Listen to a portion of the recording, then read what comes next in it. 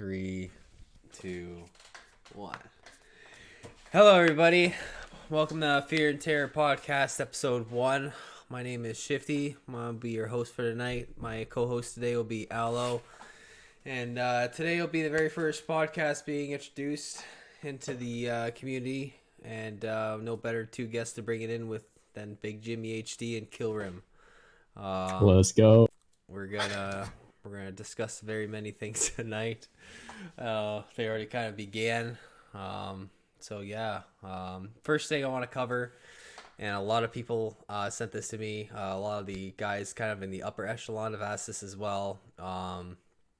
Was like you gotta explain like the origin moment for when you created like the community kind of thing, because that's been something that I've wondered, but like never had the chance to sit you down and ask. But like this is the time to do it. So by all means, man, if you gotta bring the show.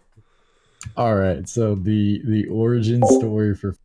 All right. So whenever we started this, I actually started Fear and Terror for a little bit, and this was at like the closing tail end, like mid to late December, of 2017. So almost 2 years ago from now, with a little bit more.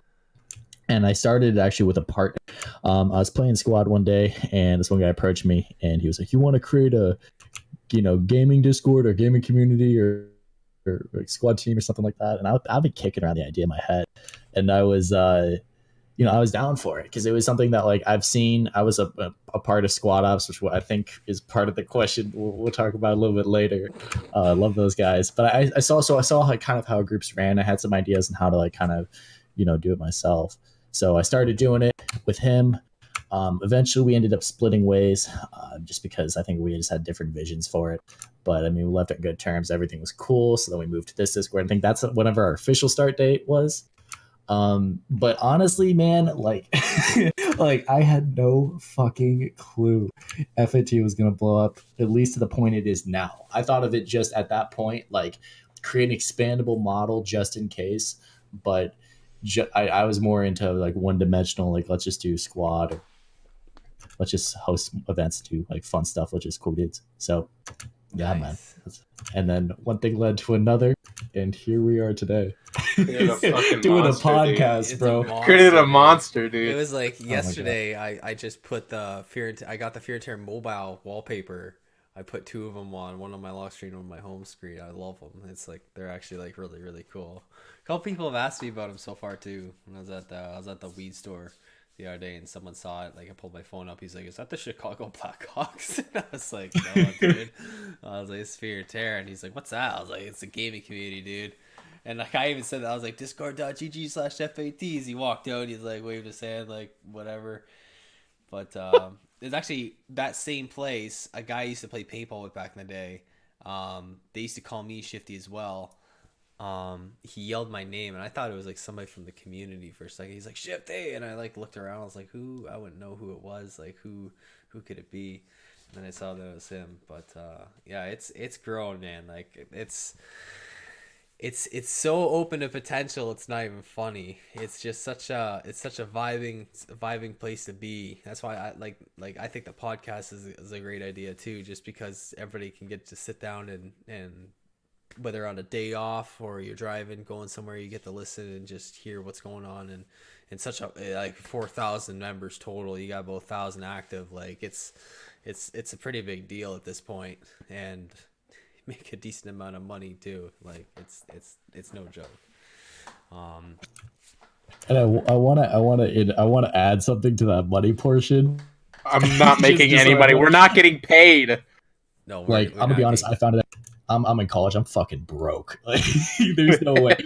With the money, I mean, we have if you remember, you already know the financial information page. But yeah, the donations we've been getting are fucking crazy. Like that was the one thing that like really, like whenever FaT started taking off, I was like, holy shit, like, people are actually like down to give me like their real. And like, I mean, obviously, it's transparently tracked and goes to servers and promotional things. We got Chris Hans, we got Evan Breen, we got the voice of Master Chief to do shout outs and shit. So it goes to goofy but cool stuff that relates back into promoting FaT. Evan Breen. Fucking crazy. Evan Breen, bro. Yeah, man. LA Turtle, the man. LA Turtle. Dude, that is the man. That is the man. Like that guy, the very first one I ever saw, I was like, hey, you want to buy some? He's like, weed? No. I was like, candy. And the kid's like, you got Skittles? And I died, man. That was the first time I ever saw it. And when I saw that video, I was like, yeah, this is legit. And Chris Hansen, too. I don't know much about him. Chris Hansen is he's a man. legend. He's a something national else. hero. Yeah. Yeah? That's crazy. Yeah, we'll say that. We'll say that. Okay. We'll go with that. But yeah, even the Master Chief, man, that's big news. That's definitely like the highlight of I showed a few people that. Yeah, that's a highlight and a half, man. We don't use that as much as we Halo have. director. That's my highlight. Yeah. I think God. I've peaked. That's our weapon. That's as the Halo director. Like, That's how you the get 'em. weapon. That's how you get them. You just drop that. You just I think drop when we that first in their posted DMs. that, when we first posted that, it was like 5 people were like, Master Chief told me to join, so I did. And seriously, Fucking- yeah. And I was Like like, a good Spartan. Good on you. Jesus. It's like a cult following. I mean, I sent that. There was Installation 00 Discord, and I sent it to like a message to them, to one of their admins. And I was like, hey, like, we'd love to put our Discord community on there. They wanted some information. So the information, I just dropped the video like.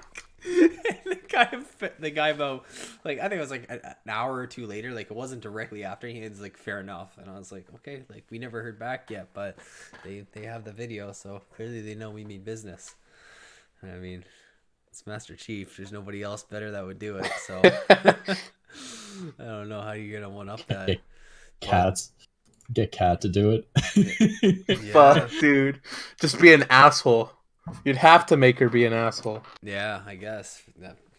I don't know. I like Kat. I gotta be honest with you. A couple people that I was friends with hated her off the bat. I thought it was just like some sassy grunt kind of deal. That was just like kind of like a badass.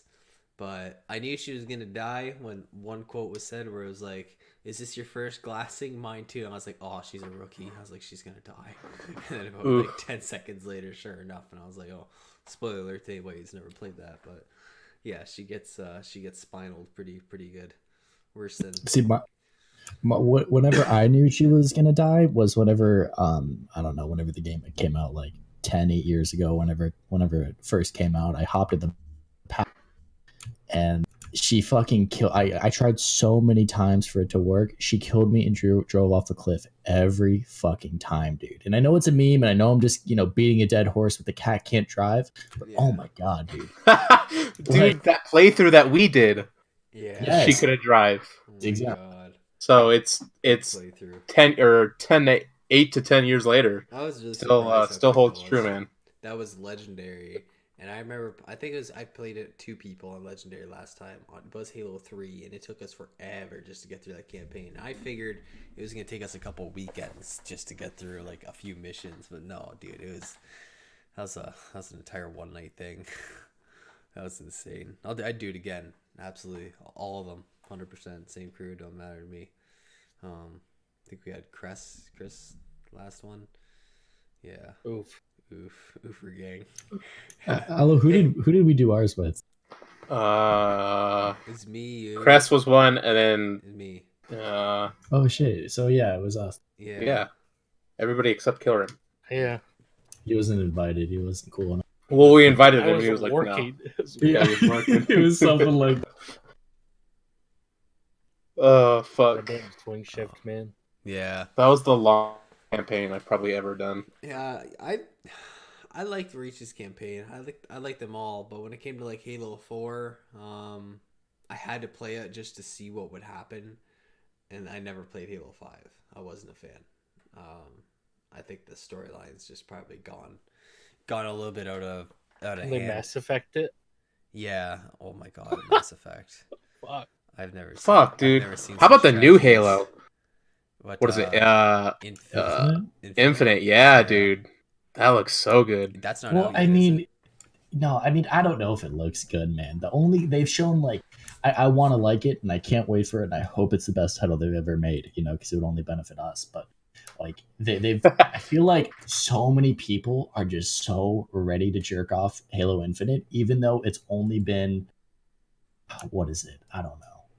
Like, I mean, what have they even shown? They've showed like one dude who seems kind of cool, like plugging in Master Chief. Like I don't know. I'm not there yet. I'm gonna have to see gameplay before. I mean, I feel like it was like the same thing with Halo Wars. Like they hyped it up a lot, and then when it came out, it was awful. Yeah. When Halo Wars came out, so I think it's the trailers are what got everybody. Yeah. Totally So I just hope it isn't like garbage. So.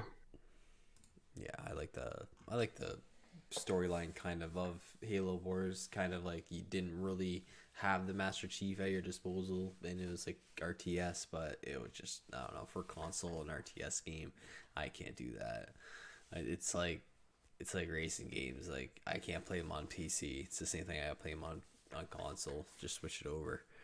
But yeah, I don't know. The new Star Wars game is pretty good too. Fallen Jedi, is that what it is? Oh, Sekiro Star Wars? Yeah. Yeah, Sekiro Star Wars. I like Sekiro. Sekiro was a cool game. It fucking is though. That's why it's fucking good. It's fucking fun to play. I watched a buddy of mine play it, and he like killed, like, I think he like decapitated something, and it was like Shinobi execution. And this is like the third or fourth one that I'd witnessed so far, so I thought nothing of it. And he was like, and he didn't either. And he's like getting ready to walk away or whatever, and the thing got right back up and started coming at him. And I was like, oh yeah, I was like, is this a troll? Like, what's that going boss on? is the worst. And then there's that huge snake, and I'm not a big fan of snakes, so I saw that thing. I saw the size of that thing, and I was like, nope. I was like, oh shoot, man, I gotta go. It's getting late. He's like, it's 3 p.m. I was like, I gotta go to bed. Like that was it for me. Before he could even finish. I left something in the oven. I left the oven on before I left. Oh, but yeah, I want to get that before game. I left. You're in your own house. I knew it was gonna be an issue.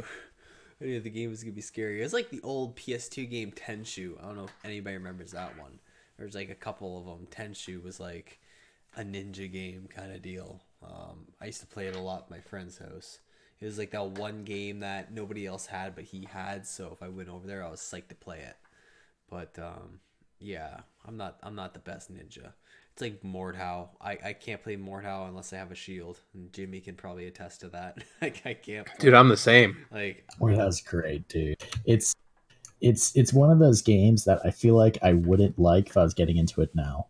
Like I got in first day because I was following the development for a little bit. Never played Chivalry, but I wanted to give it a shot. The genre, the game's fucking great, but it has such a steep skill gap that I could find like a new player getting into it that doesn't put like 50 hours at minimum into it, getting super frustrated. Like me. I got really oh man. I get frustrated. There's a couple people that I cannot play the game with. If they get in the same server as me, they will like specifically target me or other members that they're playing with, like the whole game that's going on, and like I can't do that. Like I'm not trying to be cheap or anything like that, but the one thing I hate in that game is the rapier stab spam that gets past everything. I can't get past it unless I like. Oh, I love fighting those people. You just get a longer weapon and do it back to them, and they're like, "Wait, no, I'm supposed to be winning. You can't do this." It's me. This is illegal. Stop right there, criminal scum. Dude, like False does that.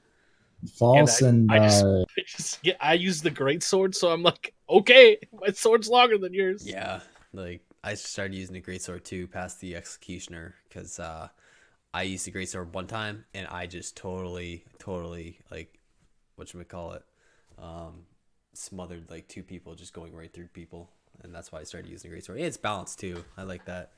I like the fact that the balance between the great sword and the long sword kind of different, but still the same. Yeah, so I guess we can kind of go on to a next question kind of deal. There's quite a bit. I don't know if you want to go to any specific, but let me smite down anime, bro. And that's something I know. I was gonna drop that. I know they're ready, and I want to say my piece, bro. I'm about to fucking crack my knuckles, do some jumping jacks. I'm ready for this question. Like, okay, So yeah, I'm like saying the question, totally stepping over your part, Shifty. Hit me No, with it. dude, I was gonna ask it too. You're good. Are you talk? You gotta talk directly to the audience. Look at your mic when you're talking and not anything else, because you're talking to the audience about this question. So. Oh, am I asking you about the anime? Sorry, because I'm about to ask you about it, but I didn't know if you were ready. About the anime? Why the fuck do you hate it so much? Singular one anime. Okay. So here's why. It's okay. So I don't actually fucking hate anime. There's some shows that I like, and if probably people be it's not anime, it's borderline. I grew up watching Pokemon. I fucked with that shit heavily. Boondocks, fantastic show. And Bios has even tried to get me to watch some movie. I watched one that was fucking phenomenal. It was something in the moving castle. It was like this one. Howl's Moving Castle. Yes, fucking great film, no doubt. But I still fucking hate anime, and here's why. It's because everyone fucking ruins it, dude. So I'm trying to articulate my thoughts because this is a statement I've made multiple times that will make it till my stubborn ass fucking died. So people on Discord are crazy obnoxious with it, like insanely obnoxious, because it's their Discord profile. Any reaction, any emoji, any GIF that they want to post, any nickname they want to set for themselves is going to be related to anime, and it makes me want to throw up on a baby. And it truly fucking dude. It is so annoying. And you can say this, and I know Turd has made an argument, and it's a valid one, where like, what about when people do that with other hobbies? It's equally annoying. But anime is the number one thing I see online in gaming communities.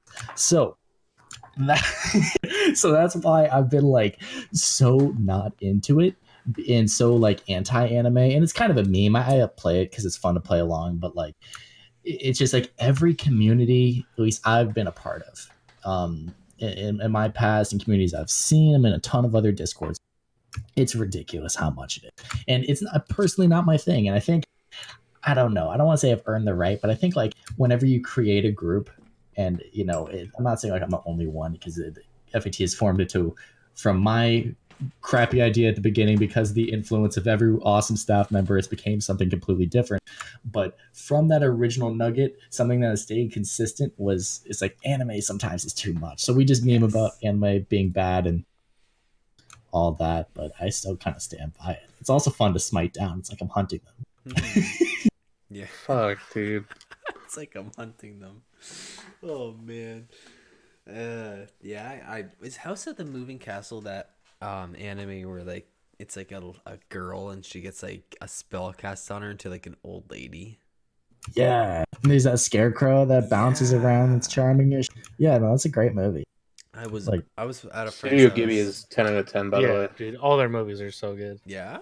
I love it when like movie theaters do like a marathon. So like they're like, hey, we're showing all the Studio Ghibli fucking films. Here you go, and you pay like $20, and you get to watch all the movies, which is pretty fantastic. So that's pretty good. I should give it a shot. I kind of want to watch that fully. I remember we were watching one thing, and then they transitioned it and started watching something halfway through, and I didn't pay attention. I must have been on my phone, and I looked up, and I was like, this doesn't make sense. But the one anime I did watch, and just because I found it interesting, it was called Gate. And it's basically like two different realities. One's like medieval, and one's like today. And a portal opens up in Japan, like in a city in Japan, and like these Roman like medieval like soldiers and creatures come out and attack Japan. The portal stays open, but they quickly kill them because it's like more modern versus medieval. And then they move into like I think they call it like the special region or something like that. And it turns in like a huge world political thing where the world wants access to it, and it was really cool. But that was the only anime that I actually watched, just because the content and the battle scenes. But it got old after a while.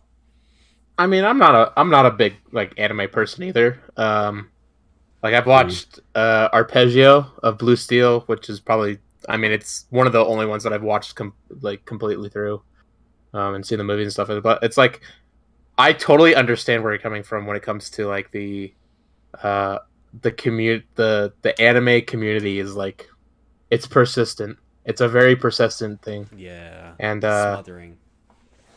especially when I was watching the show, I was with a group of friends that would like we would talk about the show or whatever as I would watch the episodes or whatever, and you could tell like it gets worse. Like as you're watching the season, as you're watching the episodes, it gets worse. Yeah. So I totally understand like the persistent thing and like kind of going along for a meme, but at the same time like you don't like anime, so Yeah, no, I can't get interested in it. I like anything but anime. It's the best way to put it. I used to say it backwards when I was first a kid. That's why sometimes I was even telling Jimmy like a day or two ago, like if they were talking about it and I got to a point where I had no idea what they were talking about, I would just slam my hand down on the table and I would yell anime as fast, like as loud as I could, and they were just like, it was kind of like the idea to stop talking about it and like to talk about other things, because there was like 10 or 12 people downstairs sometimes all having a party and talking. I'd be on like my computer gaming. I wouldn't be able to hear anything because they'd all be talking about it. And like that going on what Aloe said, like it's huge. Like the One Punch Man show, like I see guys that cosplay it in Mordhau. I see dudes like that dress up for Halloween. Like it's pretty crazy. I don't even. and especially like it's weird because like anime goes through like stages. So like there's a one anime that's popular like all the time, Mm-hmm. and it's like different times of the year. So like One Punch Man or like My Hero Academia that I've seen a lot recently. It just goes through like a lot of Dragon Ball Z, like that shit. It's just persistent. Like it's like a weird period. Like people will like follow the anime that's popular at the time, and so Yeah. What about that one with like? God, I'm about to get roasted. It's the one with like the naked babies and the big walls and shit, but they're like giant. You guys know what I'm Attack on talking about? Titan. Maybe, I don't know. I see Yeah, that shit Attack on Titan. everywhere. Just from the big ass walls, right? I think, and there's huge monsters. I think so. They look like Yeah. naked babies. They're not babies though. Well, I mean, they're huge. I mean, of course not. I'm sure they're past the adolescent phase of whatever growth cycle they're on. I'm just. You know what I'm talking about, though. Yeah. Yeah. I think it's Attack on Titan. Just I watched digging the yourself first in a six- deeper hole. Can I dig myself into a deep fucking hole right now while we're on the topic of unpopular? Yeah. Yeah. You guys ready for? I think Star Wars, while it is a great franchise, is wildly overrated and over commercialized. No one can fight me on at least the second part of the over commercialization of it. This dude. is crazy. I'll agree with the over commercialization.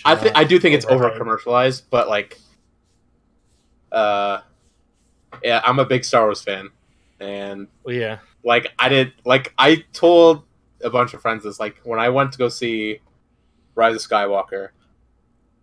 Kind of spoiler, not really. I almost no, walked out please- like the please first don't. 5 minutes. I was like, Okay. I still don't haven't know seen about it this yet. one. Why? It's gonna go away, and then you're not gonna be able to see it. Well, yeah, but then it'll fucking coming out on Blu-ray or DVD, whatever the fuck, and then Disney if Plus. I have to. It'll be on I'll- Disney Disney Plus. Plus. Yeah, I have Disney Plus anyway, Clone so Wars, if they put it baby. on there, I'll be able to see it. Clone Wars. February 28th, I think. It's just I like don't get that after either. the What? last one, I just wasn't like motivated to see the last one. Like I just was like, I guess I gotta see it because I'm fucking 2/3 of the way through. I've seen every single other one of them. Yeah, might as well. Yeah. I mean, They keep making them. I'm alive. I love That's why going to keep the seeing movies 'em. anyway, right? But Yeah.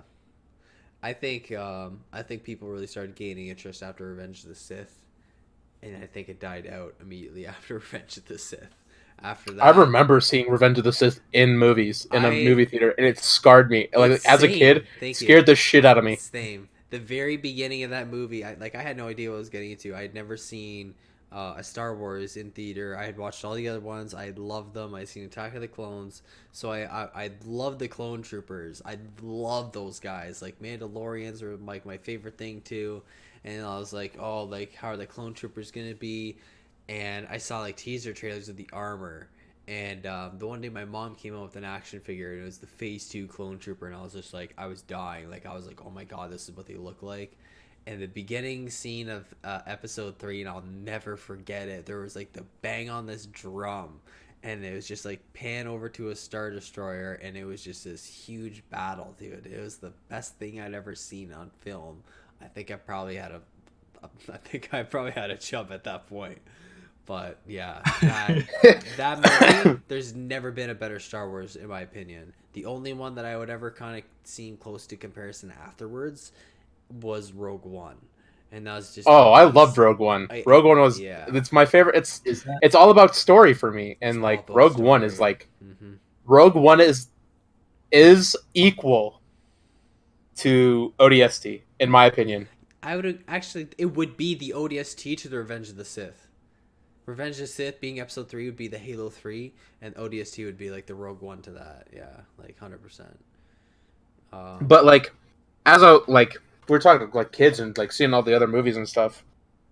Like I remember watching like Phantom Menace and then watching Attack of the Clones. Attack of the Clones, yeah. And I'm like, all right, this is cool. Like, it's not too bad. Like, whatever, it's pretty cool. Like, nothing really. This is really badass. And then watching Revenge of the Sith, and you're like, what the fuck? Like everything, like it's so dark, dude. It scarred me because like I was like, what? That's not Star Wars. Yeah, I had action figures of Mace Windu and all these Jedi beforehand that I had seen in like Attack of the Clones. And I remember after watching it, going home and picking up these like action figures and be like, well, you're all dead now. Like I didn't look at them the same. So when you say it scarred you, absolutely, dude, 100%. Especially when all the Jedi die, you're like, they all get wiped out. And I was like, fuck. There's no what ifs kind of thing. That's no it. point in living anymore. Fuck it. this. Toodaloo. Oh, yeah. Fuck. Speaking of overrated, and it's very controversial, very much Star Wars, but Star Citizen. That game itself, I think, is probably one of the most overrated games going so far. I guess maybe not as much anymore. I was talking to somebody about it like a couple days ago. That was in the army, and he said the only way that he ever heard of it was from all these people that were like talking like in streamers and stuff like that, and they only ever talked about playing it like, oh, I wish I could play it and stuff like that. So he thought it was like the rich man's game, and I was like, yeah, like you definitely play it as a poor man, but see, sorry, go ahead. So sorry for interrupting. Okay, so with Star Citizen, it's like if comparing it to a movie. It's honestly because I mean, if Star Citizen, I say if because it's still up in the air. I know they're going to complete the game. I have nothing but faith. I've been following that development for since 2016. Yeah. So holy shit, 4 years. I've been following every single development blog, all that shit. I love watching the development cycle of it. It's great. But it's a lot like if I compare it to a movie. It's like the actors while they're filming the movie, and it's not edited, it's not being put together, but they're saying this is going to be the best film ever, and then someone is like looking up at someone doing like jumping jacks in front of a green screen, you know, they're like, what the fuck is this? I mean, it's not, I mean, the point is with Star Citizen, the development of it isn't done. Right now, would I recommend people hopping in the game and forming their final opinion? Absolutely not. They're going to be severely disappointed. I don't play the game regularly because it crashes, it has bugs, but they're on the right path of development in terms of a cycle. Also, since this is I guess the first official time I can speak about this, because it's going to be put down and recorded other times. I mean, everyone, Kilrim, Aloe, Shifty, you guys all know, but like we will expand into Star Citizen FAT as a group. That's something that we really, I mean, fucking Kilrim has a Kraken. Like I know he does. I know he does. Like so it's like, imagine, I mean, if you don't know what a Kraken is, if you're out of the loop of Star Citizen, it's I'm the sure ship a lot I of people want. are. It's like the Helix, that Helo carrier. It's a fucking aircraft carrier that's a fucking spaceship. It's fucking sick. It's insane. So it's not an issue. I have questions. I'm the only one that here that hasn't played Star Citizen, so I'm just nodding my head like I know what you're fucking talking about. I mean, I used to you guys talking about Star Wars. Yeah, I used to talk shit a lot about Star Citizen 2, like just I didn't understand like the scope of the game, and finally they had that free fly, I think 2018. where like all the ships were available, and like I just loaded up. I mean, I had bought an Aurora because whatever like the cheapest pack was, because it was like it's like 40-50 bucks. And I was Yeah. like, fuck it, if it finishes before I die, I'll be able to play it. Cool.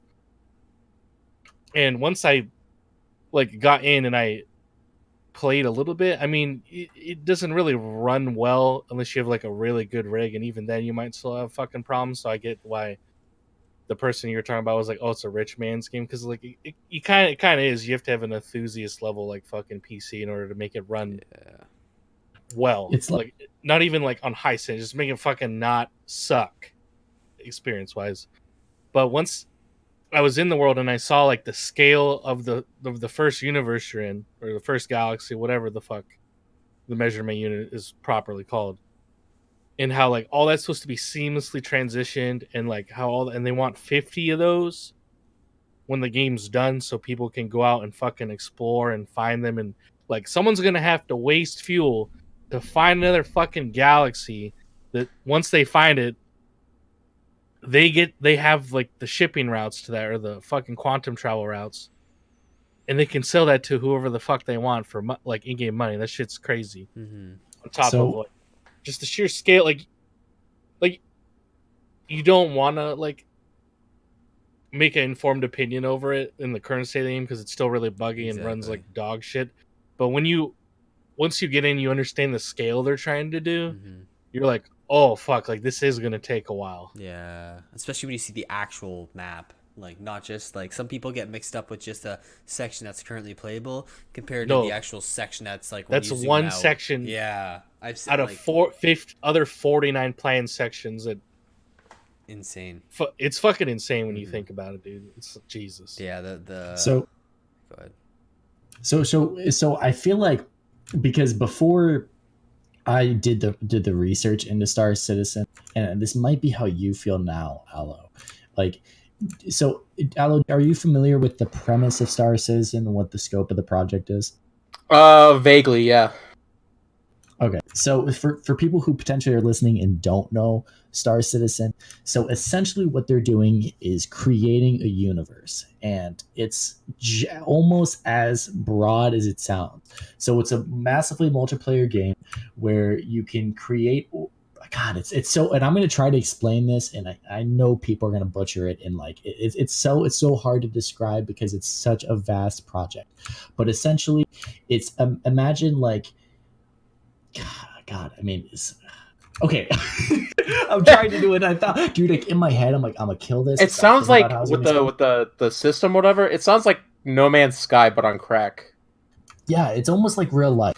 It's almost like you can go out and create your own path within this, like the universe. So you can, let's say you're really into mining and you want to make a bunch of money mining so you can buy land somewhere. Like, let's say that's just like your dream. You can do that in Star Citizen, and eventually, that's just one very one-dimensional job. There's everything from piracy, where you can take other people's take other people's like people that are like their job is logistics. You can take Rob and like them. be like a space pirate. You Yep. can like be a like a medical professional. You can You interdict can them. yeah, you can interdict them. You can do research. You can there's so much. Basically, imagine like real life but in space, and And it has tell them That's about the fucking ships. crazy. Every ship, Yes. it's like every single ship is built from the gear up. Like every single piece in that ship is visible. There's a ship that's like it's like a destroyer, and it's got these torpedo bays, and every time like you're the pilot and you're firing those torpedoes, you're literally like, and you're the guy in the back, you're watching those torpedoes be lifted out of their bays and loaded up via like mechanics. Like the whole ship is alive, and every single ship is completely identical. They're all built under made up manufacturers, and they all have their own commercials made by those manufacturers for the ship. That blew me away right off the bat. It was like I saw the one for the Mustang, and I was just like, I don't even want the thing, but I just want it because of the commercial. Like, this was extremely well done. I have the Cutlass Black, and I have the Anvil Arrow. I love the arrow. I never die in that thing.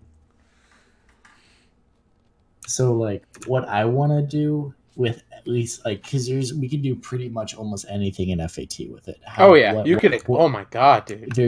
like the thing is like with Fear and Terror, the reason I'm so excited for the long future of the group, but I'm talking like years from now. I'm not talking we're expanding into Star Citizen, later in 2020, unless some crazy content drops that empowers everyone to hop on and play regularly. Like unless something like that happens, we're not going to expand into it for a while. And I want to make sure whenever we do, it's in a place where I would feel comfortable playing it daily, and I know that a lot of our members would as well. Currently, it's not in the state, but what I want our group's focus to be. So inside of Star Citizen, there's things called organizations.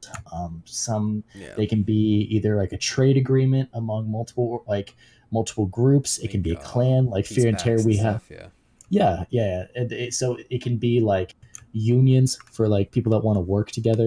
There's a bunch of different things for organizations. Fear and Terror, we're a community, so we're going to be our own organization. And what each organization has a specialty.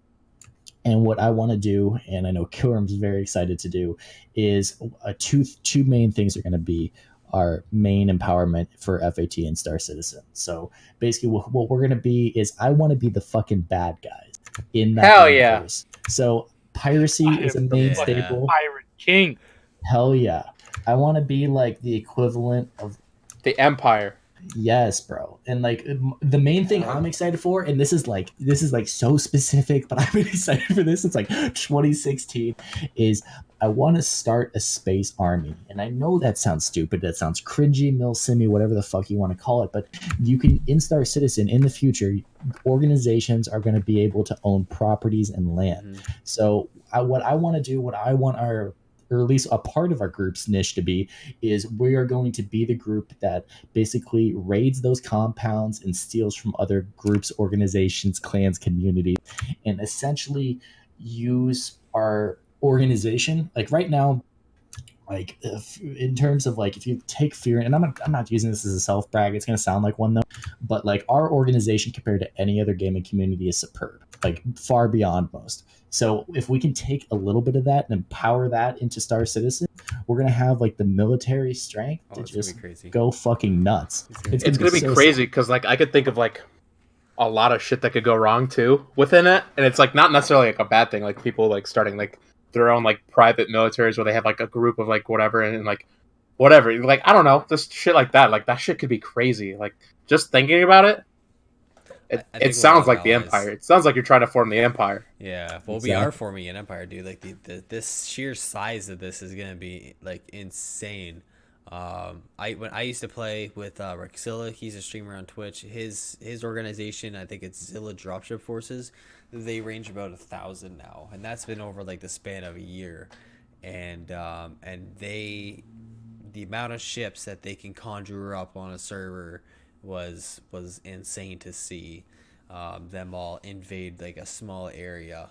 So I know we can do that. I know the player cap limit's coming off very, very soon, and they're making a kind of server that's like all meshed together. It's like all these little servers or something like that. Someone explained that to me. Yeah, exactly. Okay.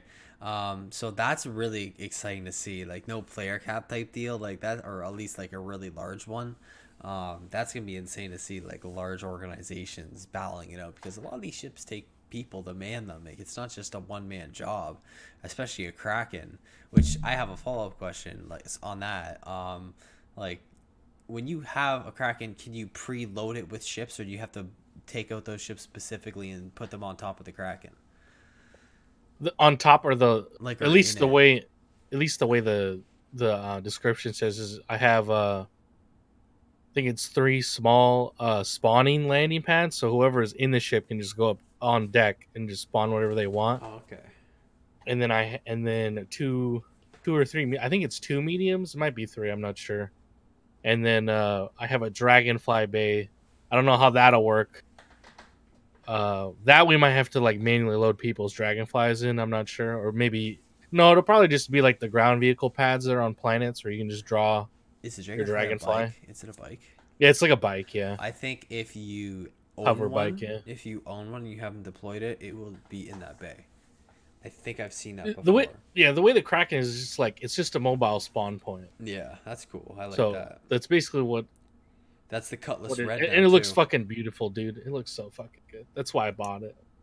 Also, because I have a problem, but we won't talk about the price. that's. Yeah. I mean, to be fair, I don't like how most of the ships are designed because, like, we were talking about Star Wars. Or like, I just like look at them and I'm like, that doesn't look like Star Wars, so that looks like trash. So, not lying either. That is so true. The Kraken was the first one where I was like, I need it. I love that. I like how it looks. I bought it immediately. I was like, this is mine.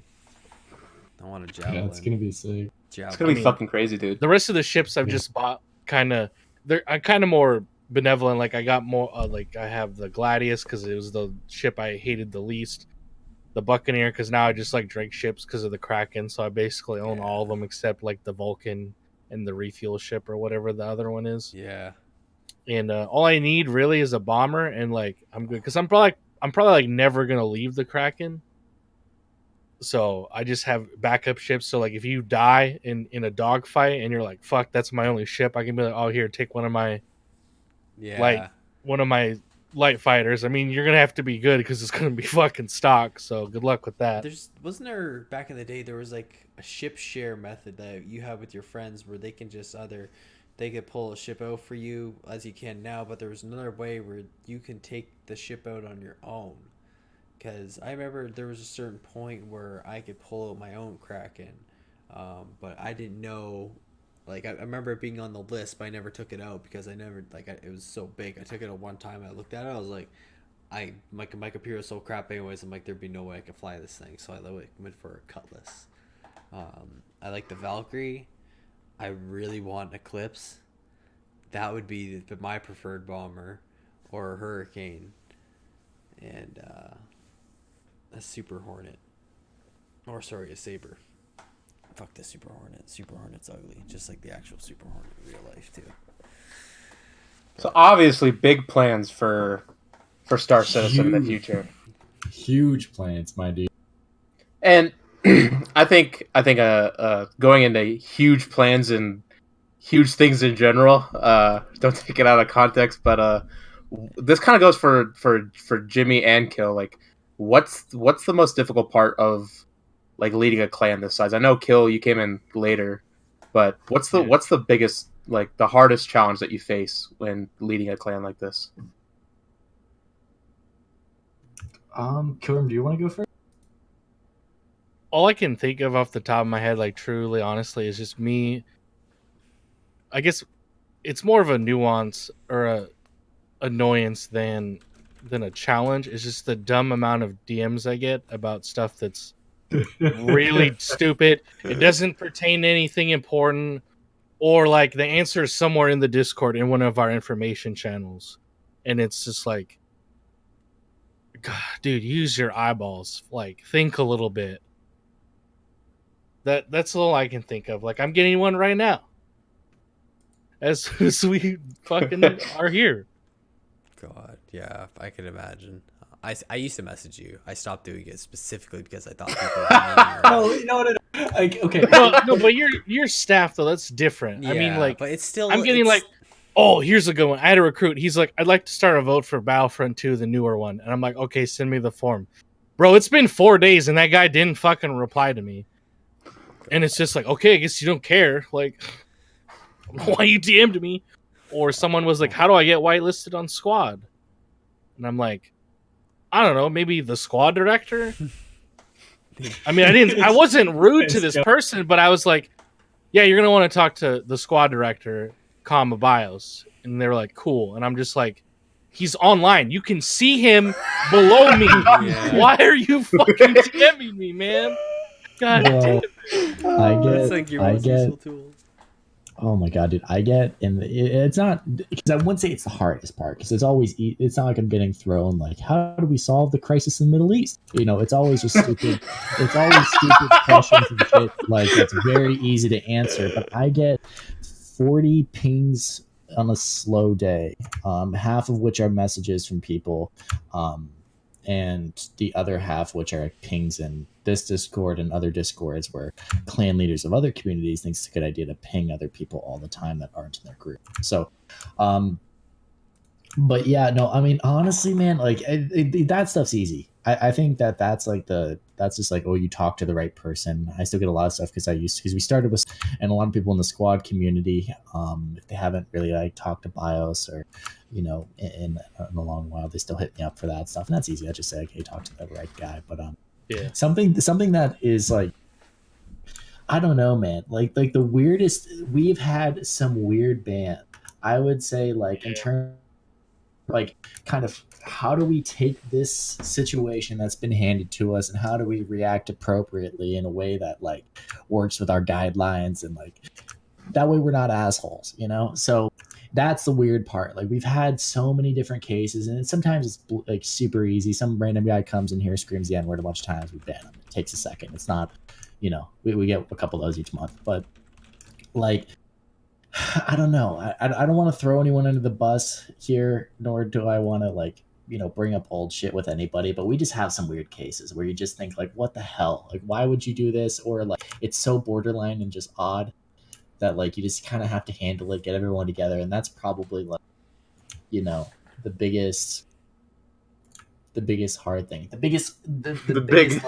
biggest hard thing, the biggest boner of the group is banning people. But in terms of like difficulty, like in terms of organization, it's two things. Communication is difficult. For any large organization, whether it's staff or people, communication's all going to be a consistent struggle. And we try to stay on top of it. And I think we employ some good methods, but we're not perfect by any means. But I think that's the biggest thing, just on a daily consistency, is making sure the right people know what they're doing. People are understanding of new rule changes, all that.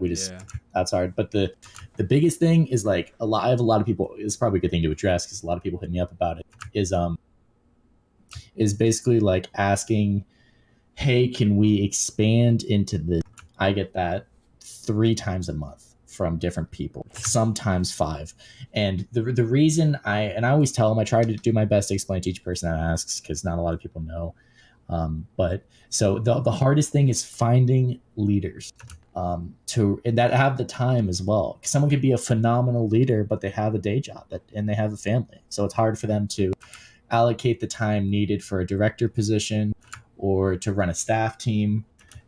So that's the biggest struggle, is like finding the people, and they exist. I mean, we have like a fucking phenomenal staff team, and running FAT, like Kilrim said, like, it has its challenges. It's definitely work, but it's made possible by the staff team that we currently have and by the members that like, help grow the community and bring friends in and all that. Yeah.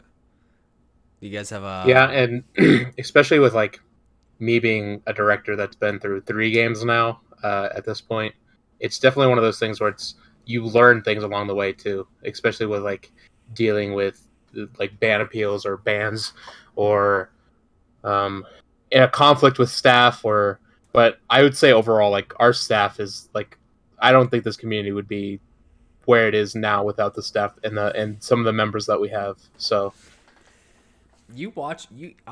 there's tons of times where I'm just on my phone, I scroll through the channels, and you just see people work, and they're just in communication with each other, whatever that channel may be. Might be recruiting, might be events, and guys just click. And I know probably the hardest task that anybody hates to take up is recruiting, because that is the one that takes effort a lot more than normal tasks, general tasks, minus like special ones like development and like the mod team and all that jazz. But yeah, definitely a very well coordinated team.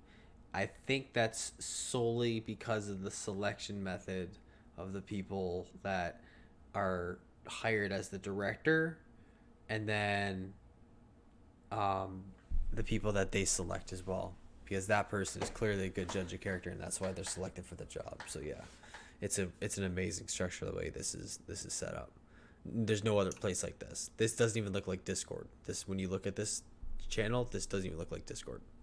No. And just to build off the structure, something I probably was thinking about, I didn't really emphasize it very well. With each game we expand into, we have two different categories of games. Side games, which aren't our main ones, but you can like create a temporary voice channel with, like Postscriptum is currently, and some other games as well. But those don't require directors. That's just like one passionate member of the community puts up a vote, or shoots an application to Kilrim. It's just a quick little form you fill in on what game, what you want the roles to be, and you basically saying that, hey, I'll moderate this. That way the chat doesn't get out of hand. And then the other one, which is like kind of what we're known for, and like what our bread and butter is for the group, are our main games. So those are going to be Halo, Tarkov, Mordhau, Squad. All of like the main Rainbow Six. All the ones. Each game that we officially expand into has a director, and each director is in charge of, making sure that their activity is up, making sure that they're recruiting, they have events going on, and basically they just kind of oversee their different staff teams and all that. So finding those people, just to reemphasize, not trying to go 360 with the conversation, but that's hard because it takes a lot of, like Shifty said, we have a process for picking the right people, and we want to make sure that it's selected. So on the director so a director itself, there's a clan director, and then there's actually a game director, and then the game director is specifically required to deal with all of that for a video game. Now there's a clan director that has to now deal with all of that below him. And how much do you think that job is at all getting close to overwhelming, or do you think it's sustainable, Kilrim? Like, is it a lot to deal with on a regular basis, aside from the BS from people just sending you like junk mail or telling you whatever? Is it a lot to deal with? Not really, because there's a misconception that I'm like in charge of all the game directors, and I'm not. Like, whatever is happening in their voice channels or their text channels, like, that's their issue. Now, if they're not on and it's something that is breaking general rules, then I can intervene. But if it's not, then, I try to abstain if I can. But if it's like a very serious issue, then I'll handle it. But if it's like, for example, today I had someone come to me with an issue, and I'm like, what I do often is, if people are coming to me with like a specific game issue, I just kind of go like, why are you talking to me? Talk to the right person. And, it does get kind of overwhelming when like multiple things are going on in multiple games, and I got like several people DMing me about an issue in Squad, and then an issue in Tarkov, and then an issue in Siege. And it's just, that's kind of the only time it gets challenging, because there's just like 30 different incidences going on at any time. But overall in my day-to-day, it's not like, I usually just defer to whatever the game staff say, or if we have the rule enforcement protocol, so I'll just also be like a pseudo staff member for that game. If no one is online and can't handle it, then I'll just look up what the punishment is for that, if it's something that needs punishment. A lot of it is kind of just disagreements with people, or something that they're never usually major, but if they are very major, mostly you're dealing with stuff in the text chat. It's a lot of and a lot of them, like, the disagreements stem from miscommunication too. Yeah, and to be honest with you, a lot of people definitely do get to the banning before you do, and then it's not even a bad thing, to be honest with you. And the other edge of that is also, like, there's also people that, like, they don't want to bring things to my attention because they're like, oh, that's a big bad Kilrim. If I tell him, like, whoever I don't like is gonna fucking get banned. Which, it depends on what they're doing, but, I'm actually, aside from the persona that I put out, which I do on purpose, I'm actually pretty fair in my judgments. Like, I'm not, granted, when things get to me, they're usually very black and white. Like, oh, this guy said the hard R. Like, okay, well, you're banned. Like, there's no reason to be fair with that when that's clear cut. But there's other... Like, when we get the weirder bands that Jimmy was talking about, or not bands, but like the weird, very weird issues we get sometimes, we'll just, like, we're all pretty fair for the most part. Just trying to be consistent. I haven't had to ban anybody yet. It's a good thing. It's not Hopefully you won't have to. Hopefully, yeah. It's all paperwork I've seen so far. I told it's inevitable. I know. You're more... What you mean is you're hoping you don't have to ban members, because we're always going to get spam bots. That's never going to go away. So Yeah, you're right. I Non- hope I don't have the band members. Yeah, especially if they've been around for a while too.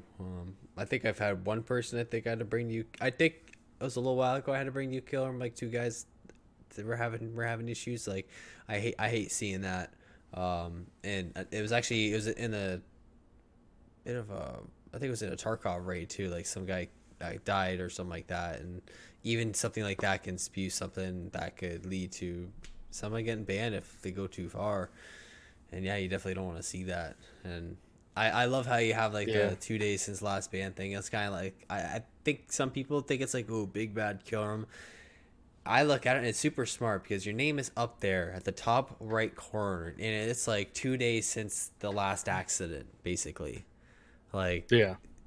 people have to see it as that because that's the way it's meant to be seen, in my opinion. But I could be wrong.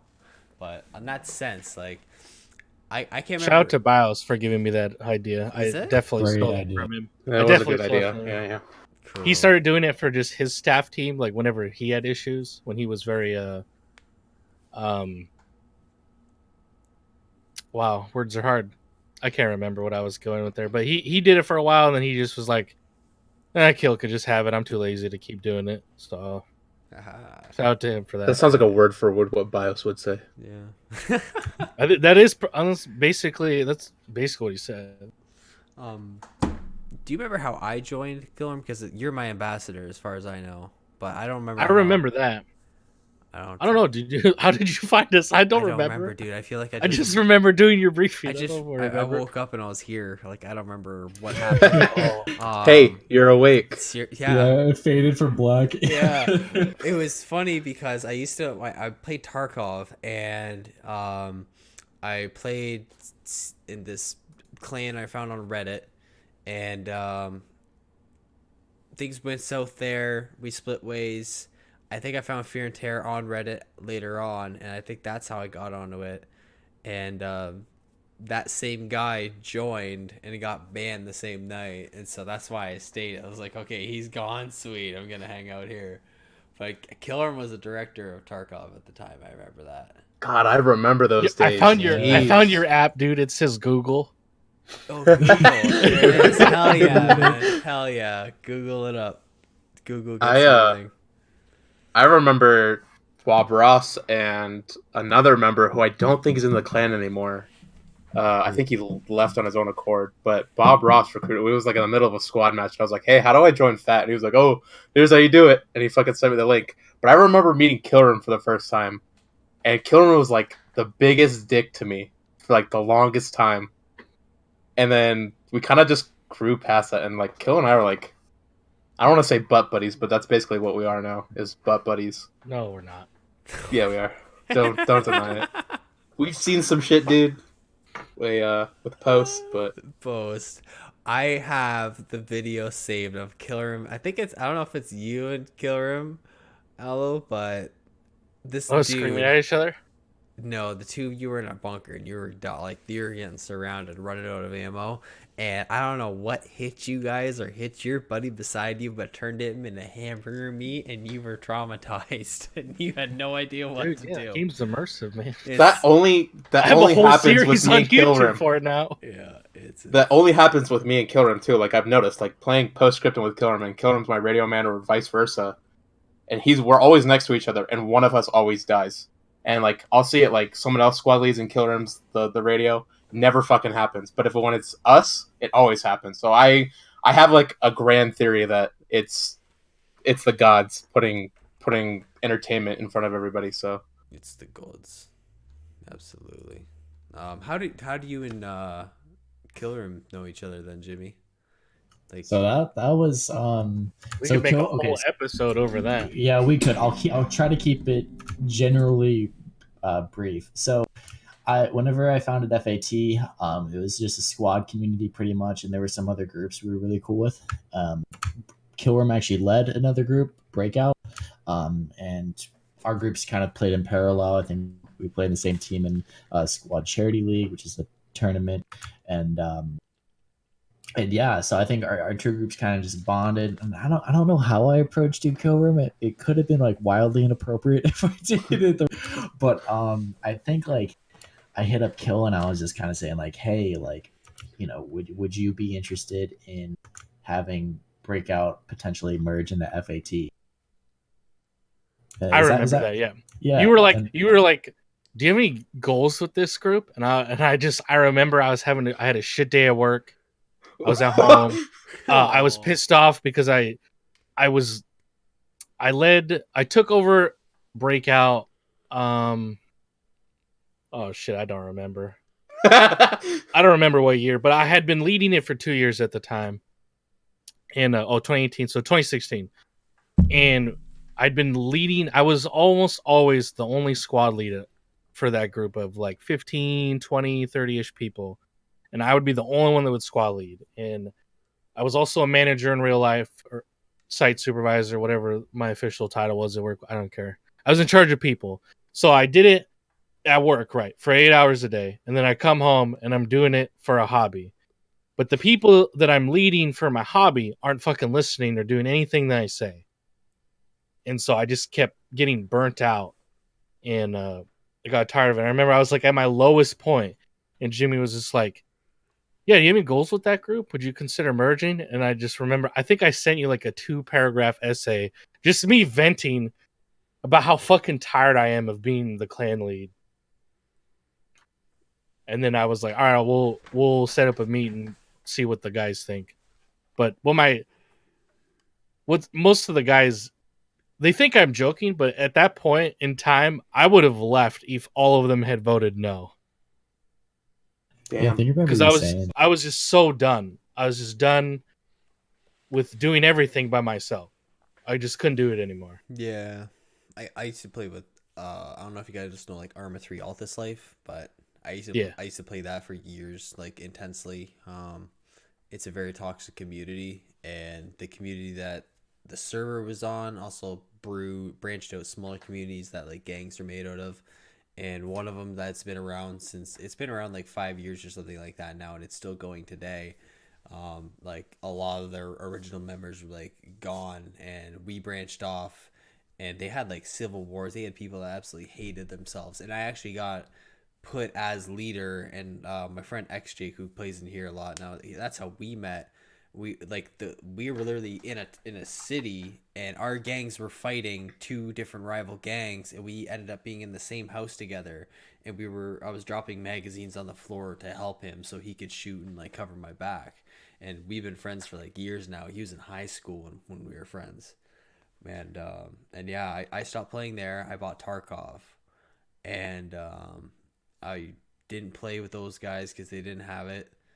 I was just playing solo, and I sucked at it. And I went on Reddit. I found this first group. The guy was a total weeaboo. And then that's just my general term for an idiot. And then I went back on, or I guess Google, and I found Fear and Terror. I remember I remember I couldn't tell the difference between Yoshi and Kilrim for a second until Kilrim raised his voice. I'm like, okay, so I get it now. I know who's who. But then there's a really long time where I had to go away for training and stuff like that, and I came back, and Kilrim was his clan leader or clan director, and I was actually pretty psyched about that. It's like, hell yeah. How did that come to pass? Like you just figured that you needed to give somebody like the second in command kind of thing, and how did that selection process like begin? Like, how'd you figure out it to be Kilrim out of all people? So, okay, could have been Creedmoor. I know that's definitely a question that's asked a lot too. Yeah. So how that kind of happened, it made more sense with more context if most people in FAT haven't been around for the whole thing. So I'm just gonna explain a little bit before, so I apologize for the redundancy. But so the structure of FAT has kind of built on itself. The main structure itself was different game directors, and there really wasn't anything on top of that. That's why we went with the rainbow color scheme with the roles, red being the top, and then that was pretty much it. And then at a certain point in time, whenever Kilrim joined, whenever Breakout merged into FAT, he was the Tarkov director, and I was the squad director. And my PC ended up going down. My PC has a lot of issues, by the way. That's why I'm not on squad as often. So just so make that clear. But But yeah, so my computer was out of commission, and Squad is, in terms of leading it as a game, is very hands on, with like, you know, making sure that the servers are running and all that. It's very hands on in terms of like leadership.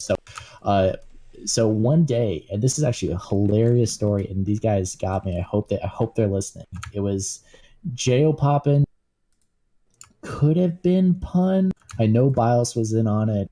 Shits as well. A lot of the OG Squad guys, they were like, basically they decided to prank my ass, and they said that like it was Oh, that was hysterical. the best night. Yeah, dude, that they got me 100 solid prank, 10 out of 10. Not mad, and I'm still not. It's hysterical. But basically what they did was they were basically just saying like, hey, since your computer's gone, we want you to leave FAT so someone else can lead Squad. And I thought they were being serious because they played it well, dude. Like I was at the gym, I had to go to my car so I could talk to them, so I wasn't like in the middle of like a gym with a bunch of people. And basically, and they were joking. They were like, I mean, obviously they wouldn't, but they were like saying like, yeah, we think we need to get more hands-on director. And they were right. Like, you know, the principal, and it kind of did something because it was something I was throwing around in my head. I was like, hey, we need someone else to run this, but I still want to run FAT as a project. So I created a new role. Basically after that, I'm like, you know what, you guys are right. And before they even told me it was a prank, then they were like, oh, we were just joking. But from there, I stepped up to clan director. And then that was the top purple name or whatever, and then that oversaw the divisions. And as we grew with scale, I needed someone to handle the gen division. Like, so that we have different staff teams. We have the staff teams that run horizontally throughout the Discord, not just game specific. So those are called our gen teams. That's like personnel, ambassadors, marketing, program, all the top. I could keep on listing teams, but I'm just gonna cut it there. And I needed someone to run those because it's difficult to work with the 7 different managers probably ish around the time, and focus on the group in its entirety and like long term. So I was like, all right, I'll become clan leader, and we need someone to fill in the shoes for clan director.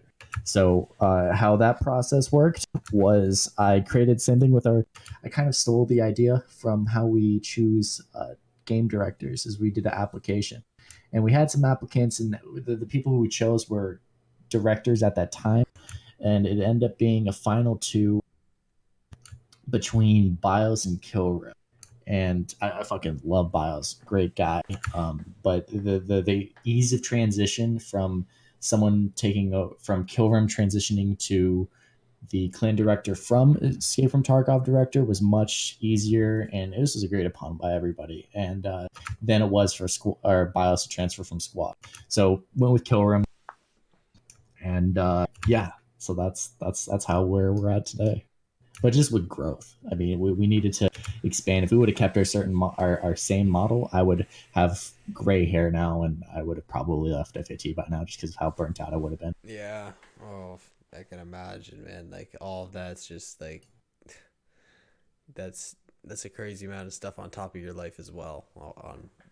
On what we can pretty much gather a very, very busy and very, very adventurous lifestyle you got going there, especially with running the community and being on top of school, not trying to be in debt. But yeah, I don't know if it's weird to talk about this, but just to provide some context, what Shifty said. So I don't know. I like doing this. It's not like something I feel like I'm forced to do. I just like living this way. I basically I'm in school for computer science. Like, I'm 20. I don't know if anyone knows my age. I'm 20 years old. I'm about to be 21.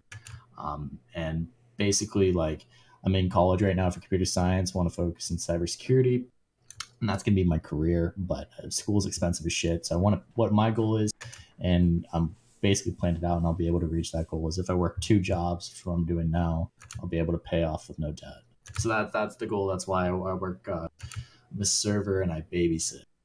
So other than babysitting the FaT Discord, I got people that I actually do it for. But no, it's great. There's honestly no complaints, and with all the staff helping, it makes it very, very doable. Yeah, and shouts out to all the staff that even jumped out to help me with getting the podcast going. I can't lie. There's a full-fledged tutorial on how to get this running on OBS, thanks to my man Gordo. I couldn't I couldn't be happier for those guys. And like we had stated before, it is a very dedicated community, and it's not just a community. Like, this is a place that is like on 24/7. It is alive. It never dies. That was why the whole thought of the process of the podcast was for those people that are up gaming all the time, and there might be not somebody there might be nobody in the channel at the time. Everybody might be talking in the text channels, but they have something to listen to. So yeah, I think for a first podcast, that's been pretty good for an hour and a half. We went over than we were actually originally were going to, but yeah, I guess we're gonna have to save this for a little more of an episode 2 for a follow up. If you gentlemen are up for it, absolutely. With your schedules, I can imagine it'll probably be a little more down the road. For anybody else that doesn't know, the podcast will be done on a bi-weekly basis. They'll have many segments coming up, such as things like personal interviews, just general topics, news and events, as Fear and Terror will have plenty coming up for 2020. Even probably we can even get together a roadmap for what the community has in store for the year, maybe. Who knows? But yeah, thanks guys for coming out. Aloe, appreciate it a lot too for coming out as a co-host and hanging out for me and watch my back. I was at the military about an hour before I got here, and I wanted to get it started as early as possible just so I could get some sleep for the weekend.